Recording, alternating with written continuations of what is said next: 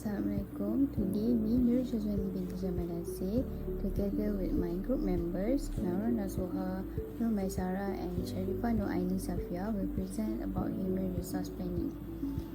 So, for the concept and definition, human resource planning is the continuous process of a systematic planning ahead to achieve optimum use of an organization most valuable asset, which is quality of employees. Human resource planning ensures the best fit between employees and job while avoiding manpower shortage or surplus. There is three main planning in human resource planning. The first one is strategic planning, which are the procedure for making decisions about the organization, long-term goals and strategy. The second one is human resource planning, which are the process of anticipating and providing for the movement of people into, within and out of an organization. The last one is strategic human resource planning, which are the pattern of human resource deployment and activities that enable an organization to achieve its strategic goals. The linking strategy planning and human resource start with mission, vision and value, then external analysis and internal analysis, which is these two are included in SWOT analysis, and after that is strategy formulation, then strategy execution, and the last one is evaluation. This process will be repeated in every planning. Assalamualaikum warahmatullahi wabarakatuh. My name is Naurah and I will present on the step 1 and step 2 in strategic planning. First step is the business owner and the managers must establish their mission, strategic vision and the core values. For the mission, it is organization's objective as well as its scope of operation in terms of the customers the firm serves. For example, the Google mission is to organize the world's information and make it useful. Next is strategic vision, which provides the insight where the company is going to become in the future. The last one is core value, which are the strong and enduring beliefs and principles that guide a firm's decision and are the foundation of its corporate culture. We look at the example of organic grocer, which is we satisfy, delight and nourish our customer and we create wealth through profits and growth.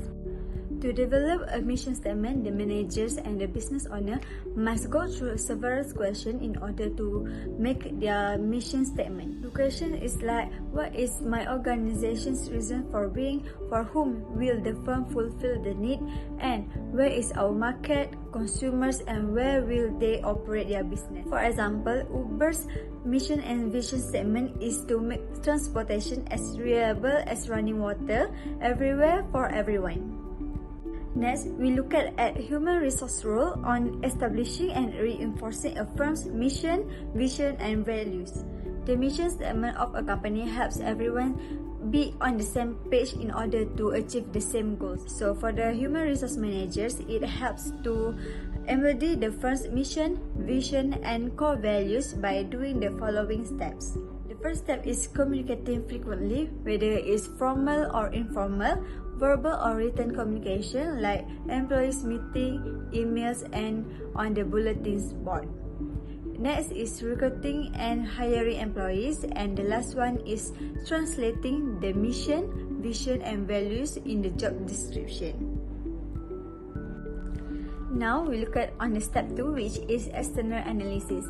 By doing a SWOT analysis, a comparison of one's strengths, weakness, opportunities, and threats can be done. It is to summarize from a major facts and forecasts derived from external and internal analysis in order to become a demanding and profitable careers.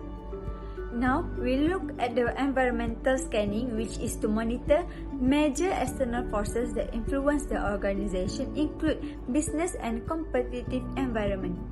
There are 5 factors in business environment, which are economic changes, ecological changes, technological changes, demographic and social changes, and legal and regulatory changes.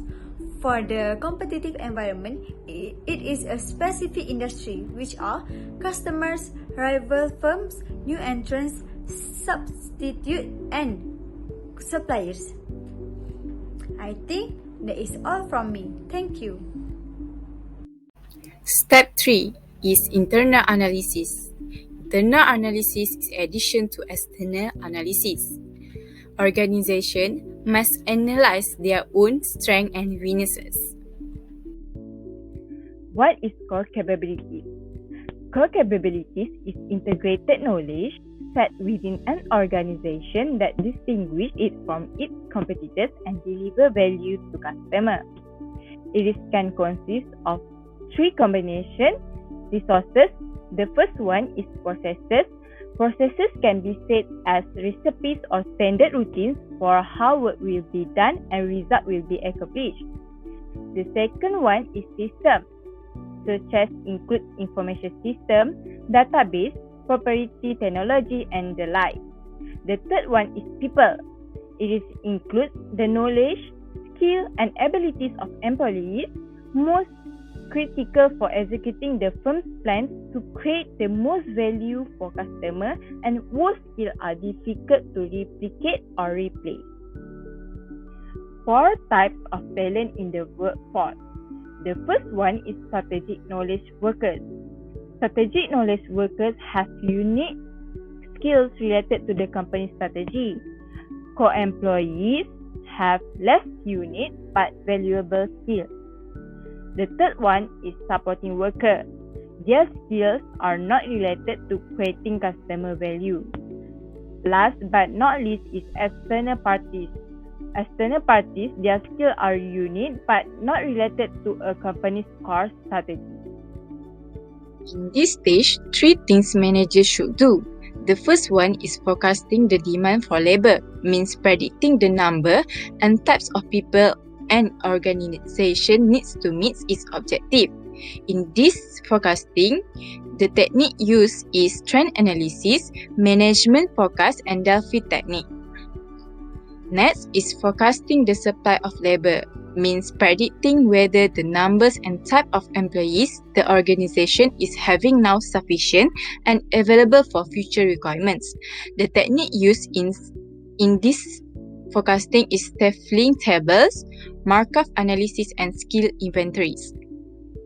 And lastly is balancing supply and demand considerations labor.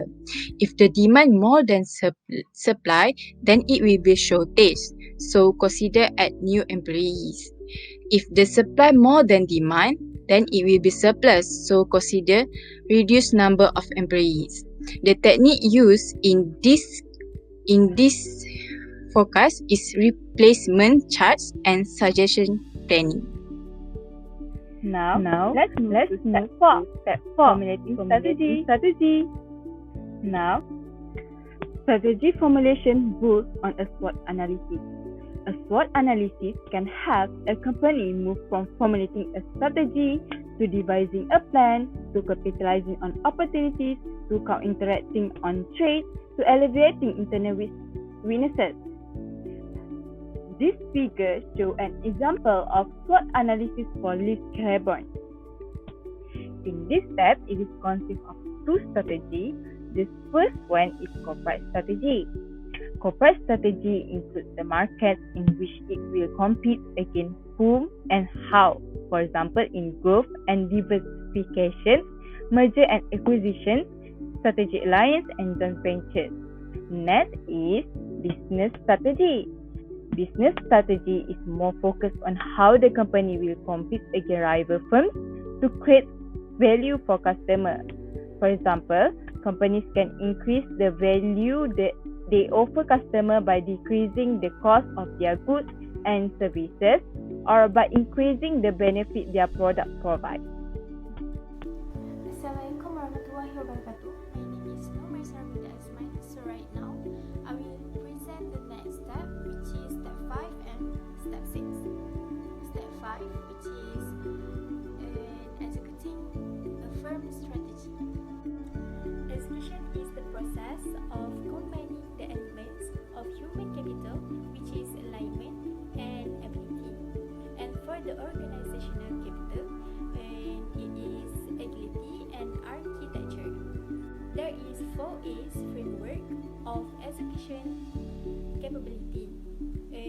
type of resources is human capital and organization capital. For the human capital, it is alignment, which is clear strategic intent and shared performance expectations or culture, and accountability for results. And for the ability, it has talent capacity,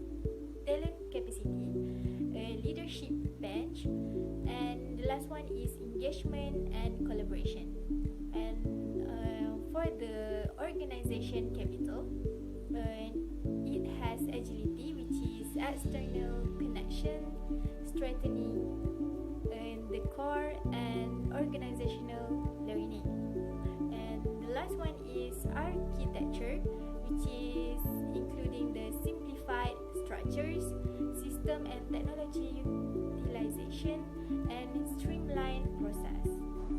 So now we move to the step 6, which is evaluation. To evaluate their performance, firms need to establish a set of desired objectives as well as the metrics they will use to monitor how well their organization delivered against those objectives. Last but not least is HR policies and practice need to achieve these two types of fit, which is vertical fit and horizontal fit. For the vertical fit, we need to focus on the connection between the business objective and the major initiative undertaken by HR. And for the horizontal fit, we need to focus on ensuring the business HR practice are all aligned with one another internally to establish a configuration that is mutually reinforcing. So now I will pass to AINI for the conclusion part. For the conclusion, human resource planning allows a business to better maintain and target the right kind of talent to employ. Having the right technical and soft skill helps to optimize their function within the company. It is also allows managers to better train and develop the skill needed among the workforce. That's all from us. Thank you.